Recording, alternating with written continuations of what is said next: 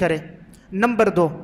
दूसरा गुनाह कौन सा है कि जिसकी वजह से इंसान को हसरत होगी और वो कहेगा काश मैं न करता। तो सूरह अनआम आयत नंबर 27 में है, इंसान ये कहेगा काश के मुझे दुनिया में दोबारा लौटा दिया जाए, मेरी जो ज़िंदगी गुनाहों में गुजरी है मैं अब की नई ज़िंदगी अल्लाह की इताअत और फर्मा बरदारी में गुजारूँगा।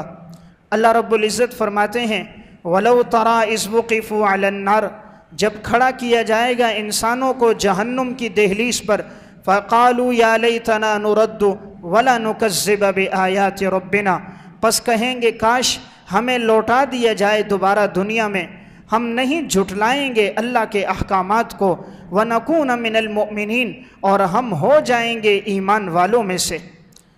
तो ये दूसरा मकाम है कि इंसान ये कहेगा रोज़े महशर जब उसको जहन्नुम के सामने खड़ा कर दिया जाएगा, वो कहेगा मुझे दुनिया में लौटा दिया जाए, फ़क़ालू या लैतना, काश के मैं दोबारा लौट जाऊँ, मैं अल्लाह के अहकामात की तकज़ीब नहीं करूँगा, शरीयत के अहकामात पे चलूँगा और मैं ईमान लेकर आऊँगा। लेकिन जब इंसान दुनिया से चला गया, अब वो दुनिया में लौट कर वापस नहीं आएगा, तो ये हसरत उसको होगी। इसलिए अक्लमंद और दाना है वो इंसान जो दुनिया में रहते हुए आखिरत की तैयारी कर दे,